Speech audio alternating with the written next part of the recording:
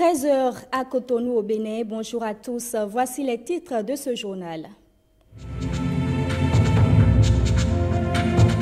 Bonne nouvelle pour la population béninoise. La centrale de Maria Gleta fournira bientôt de l'énergie électrique. Le ministre en charge de l'énergie et le directeur général de la SBEE l'ont annoncé. Aujourd'hui, c'est la Saint-Valentin, la fête de l'amour. Les couples en profitent pour échanger des cadeaux, mais c'est aussi l'occasion des bonnes affaires. Une équipe de notre rédaction est allée faire le constat.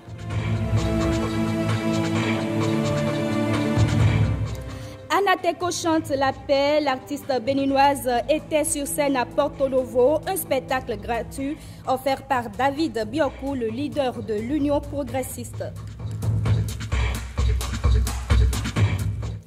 Soyez les bienvenus si vous venez à l'instant de nous rejoindre. Il ne vous a pas échappé, nous sommes bien sûr le 14 février, c'est la fête de l'amour, mais au fil des âges, ce symbole de la société de consommation alimente la controverse de par le monde, trop commercial comme fête, trop mercantiliste comme concept, juge souvent les plus sceptiques. Seulement, voilà, au Bénin, les commerçants qui devraient profiter, devraient profiter l'économie autour de cette fête ont déchanté.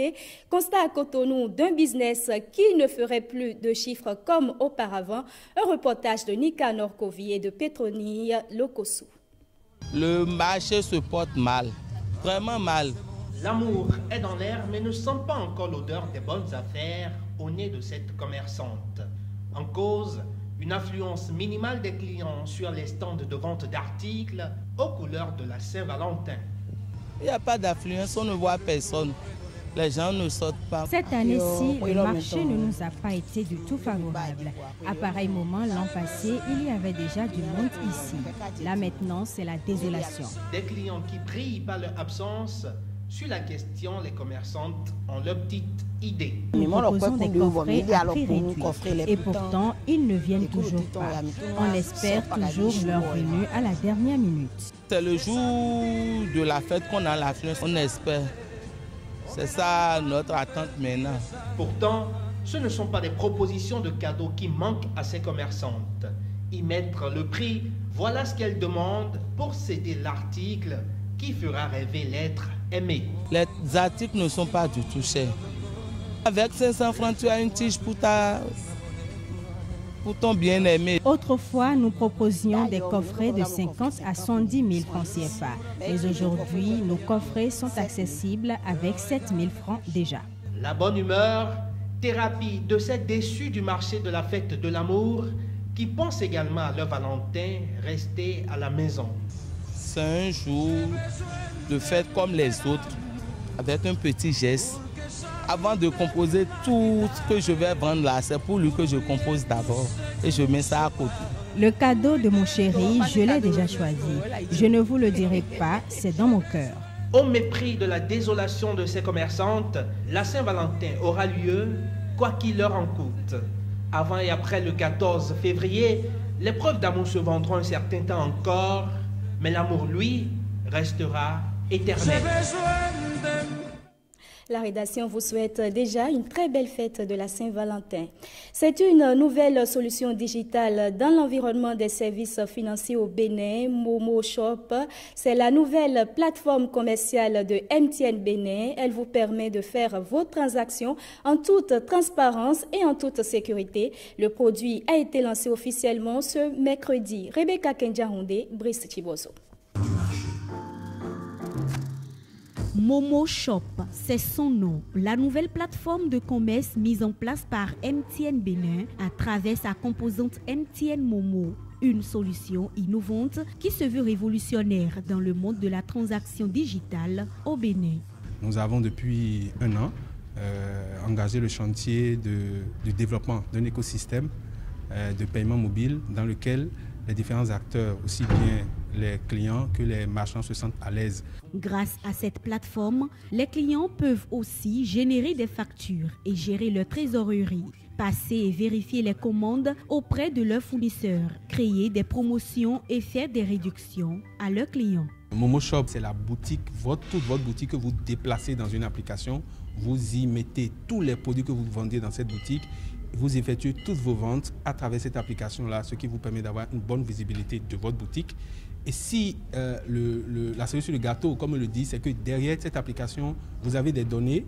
Si vous êtes le promoteur de l'activité, que vous n'êtes pas présent, vous avez des gérants, vous avez des gestionnaires. Quel que soit l'endroit où vous vous trouvez dans le monde entier, vous avez un accès aux données qui vous permet de suivre en temps réel votre activité. Pour bénéficier de la plateforme Momo Shop, le client peut se faire enregistrer directement sur le site de MTN Momo. Seule condition, être un marchand ou le devenir. Pour les personnes désireuses d'y souscrire, visibilité et sécurité sont garanties. Toute la plateforme et sa sécurité, son hébergement sont cherchés les grosses infrastructures d'un gros opérateur télécom comme MTN.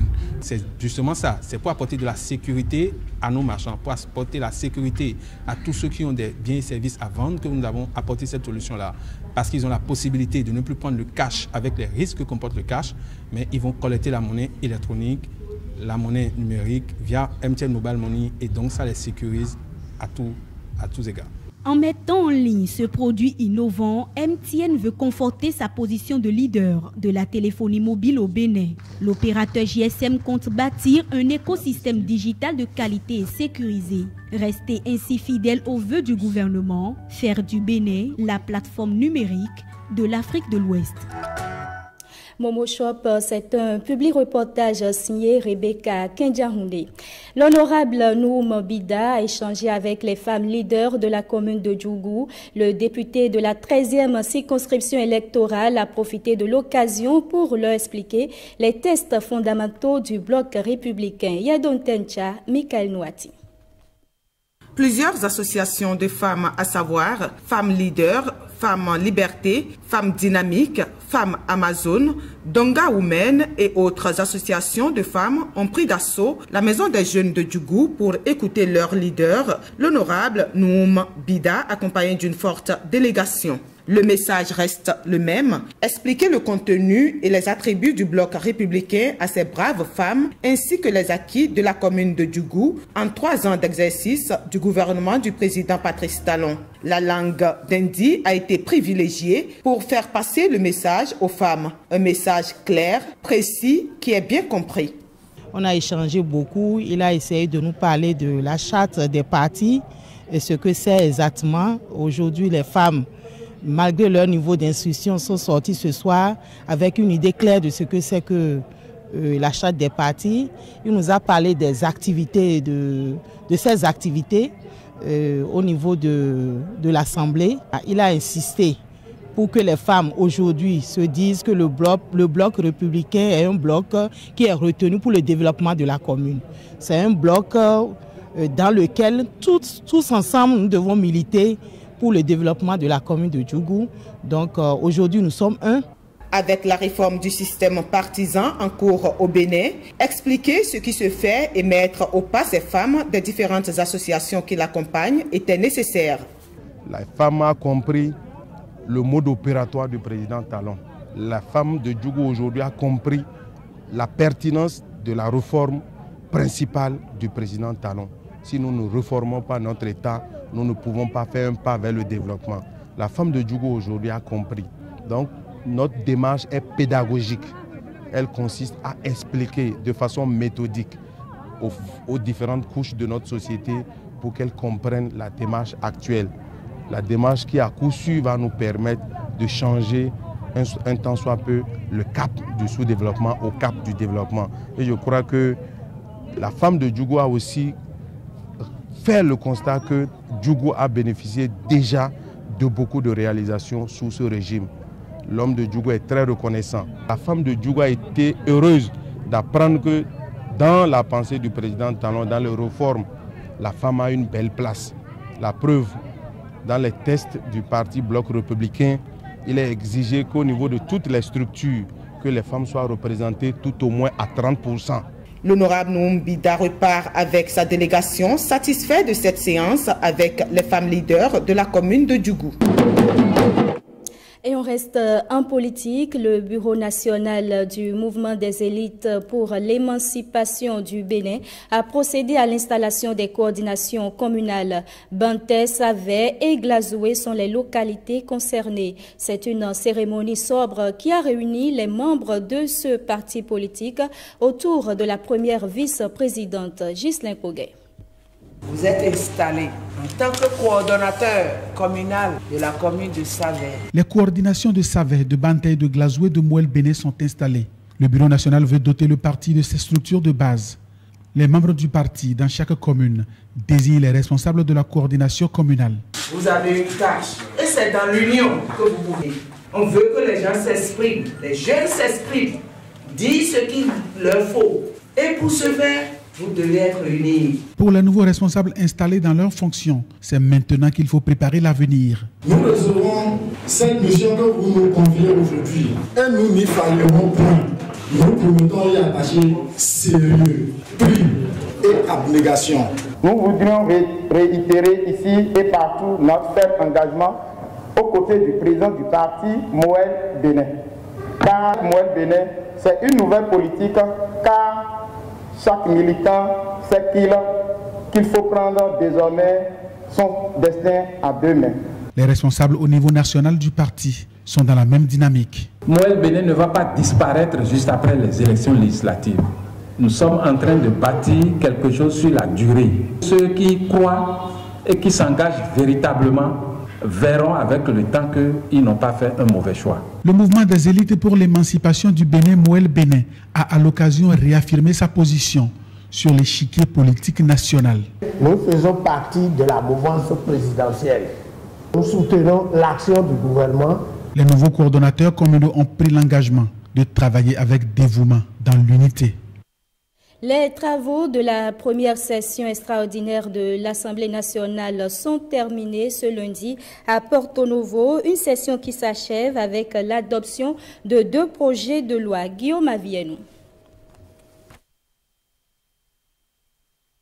Les travaux de la première session extraordinaire du Parlement au titre de 2019 se sont achevés ce lundi à Porto Novo.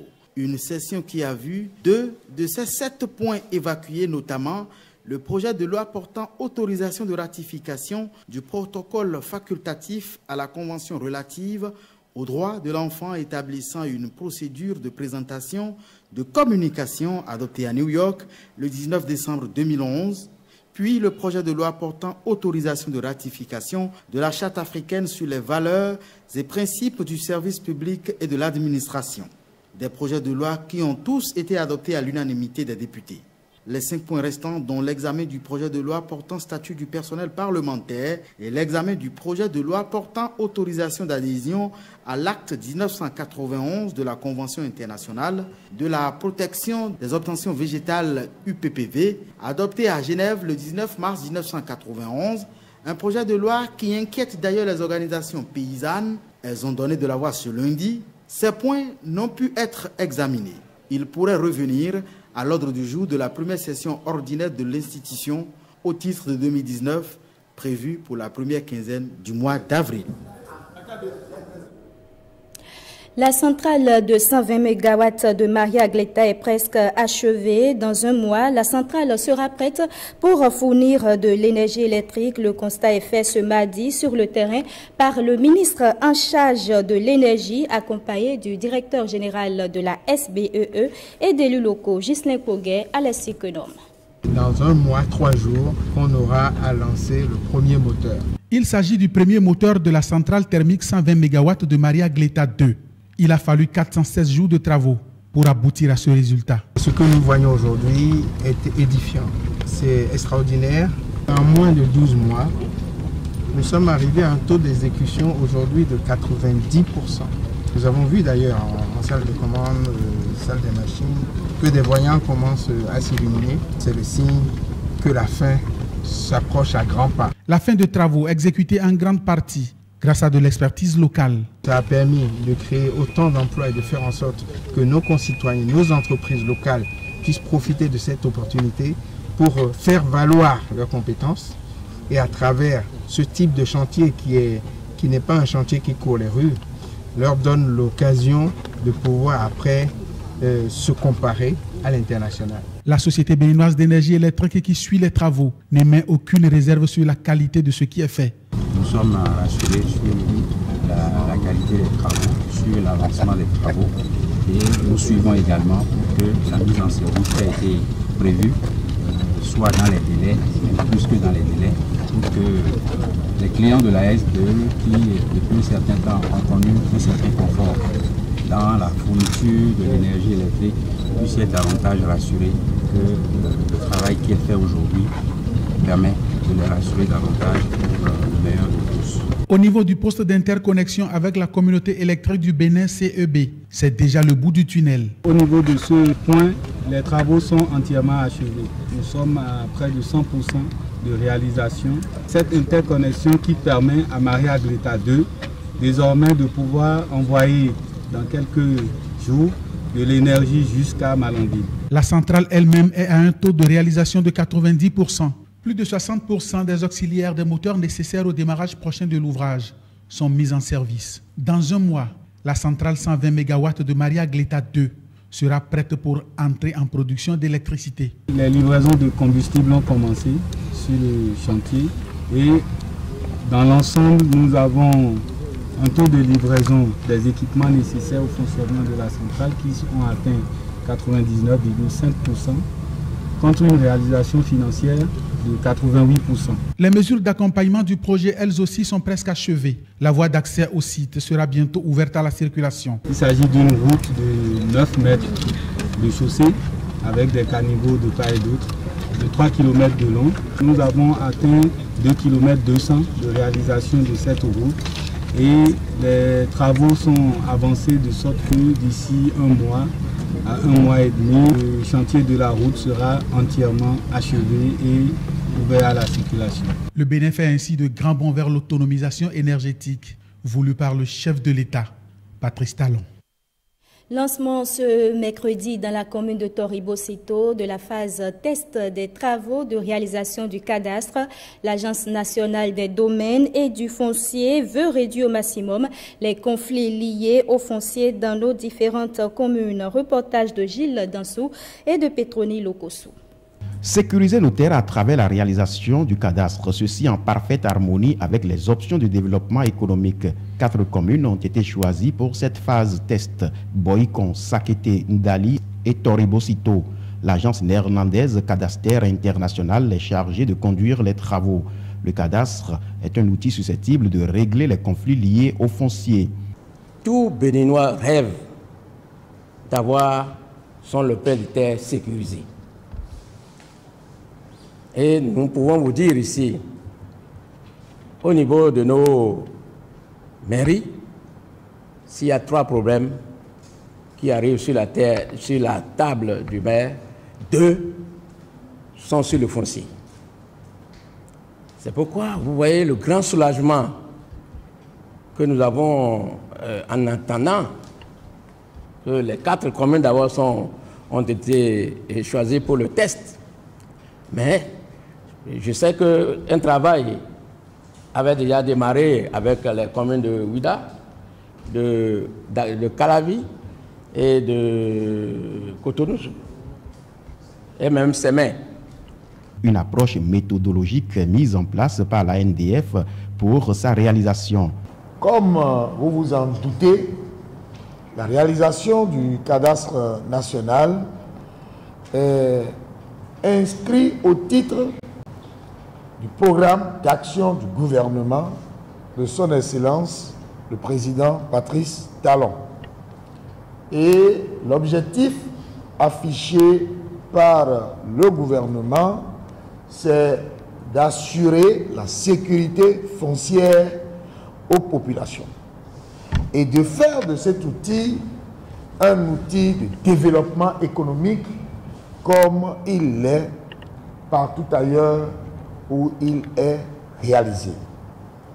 Cela devra permettre d'assurer le progrès social et de garantir l'équilibre et la paix au sein des populations. Il s'agira à terme de parvenir à une unicité d'information sur le foncier. Atelier de validation des plans de développement des zones sanitaires de Djougou, Kopargo, Basila et de la direction départementale de la santé de la Donga. La séance s'est ouverte à Djougou et réunit les acteurs de la santé venus des différentes zones sanitaires. Yadon Tencha, Michael Nouati.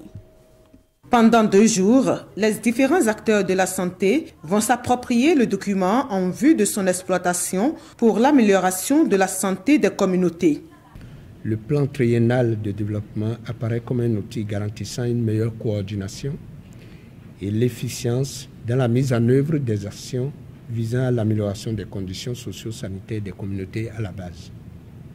Et ce document stratégique constitue donc un précieux outil d'orientation à toutes les actions futures dans une démarche pluriannuelle et centrée sur les résultats en lien avec les besoins des communautés au niveau du département. Pour aboutir à ce plan triennal de développement sanitaire du département de la Donga, plusieurs étapes ont été franchies. On a pris en compte les besoins de santé depuis les villages, donc les différents villages se sont exprimés, les besoins en santé au niveau des arrondissements et aussi au niveau des différentes communes de la Donga. Et ce sont ces besoins que l'on a analysés ensemble pour ensuite dégager les actions prioritaires que l'on doit mettre en place pour soulager la santé, pour améliorer, je vais dire, la santé de la population pour les 3 prochaines années à venir. Ce plan s'arrime bien au plan national de développement sanitaire dont la vision se décline comme suit. Que le Bénin dispose en 2030 d'un système de santé régulé, performant et résilient qui est basé sur la disponibilité permanente de soins promotionnels, préventifs, curatifs, réadaptatifs et palliatifs de qualité, équitable et accessible selon le cycle de vie à tous les niveaux de la pyramide sanitaire avec la participation active de la population. Ce plan de développement triennal est un outil de plaidoyer pour le financement des zones sanitaires et la direction départementale de la santé. Je vous invite à une participation active et à des échanges fructueux pour déboucher sur des stratégies sanitaires aussi sensibles que spécifiques au fin de maintenir la population de la Donga en très bonne santé, ce qui est d'ailleurs la préoccupation essentielle du président de la République à travers un PAG très ambitieux qui guide sa gouvernance. À la fin des travaux, le département de la Donga au plan sanitaire sera doté d'un plan de développement consensuel autour duquel se mobiliseront toutes les parties prenantes pour impacter les conditions socio-sanitaires des populations. Le leader de l'Union progressiste de la 19e circonscription électorale, David Biokou, a invité la vedette béninoise du gospel Anateco pour un concert gratuit à Porto Novo. Lors de sa prestation, l'artiste a insisté sur la paix. Guillaume Avienou. Anateco sur scène à Porto Novo. L'icône béninoise du gospel débarque à Porto Novo, sa ville d'adoption, après un concert époustouflant à Cotonou une semaine plus tôt. Et cette émotion m'a amené à lui demander si elle pouvait venir à Porto Novo chanter pour ce peuple que j'aime bien, pour mes parents de Porto Novo. C'est ce qu'elle m'a accepté faire. Et vous l'avez vu sur scène. Et c'est ça ce qui m'a motivé à faire venir à Porto Novo pour prier pour le Bénin. Parce que nous sommes un pays de paix et nous voulons continuer à préserver cette paix qui est une richesse pour nous, notre produit d'exportation. Pour prier pour le gouvernement du Bénin et en tête son président qui fait beaucoup d'efforts pour l'émergence, pour sortir ce pays de la précarité. C'est justement cette verve et cette foi en un Bénin de tradition pacifique qui ont poussé David Biokou, leader de l'Union progressiste de la 19e circonscription électorale, à inviter l'égérie de milliers de Béninois à venir chanter pour la capitale du Bénin. Je demande vraiment la paix pour mon pays et je ne cesserai de dire merci à notre Seigneur pour cette paix qu'il nous accorde, malgré les difficultés, malgré la misère, parce qu'il y a beaucoup de gens qui disent qu'ils vivent dans la misère. Nous avons la paix et la paix n'a pas de prix. Anateco est attendu à Paris dans les tout prochains jours. Et c'est sur cette belle note musicale que nous mettons un thème à ce journal. Merci de l'avoir suivi.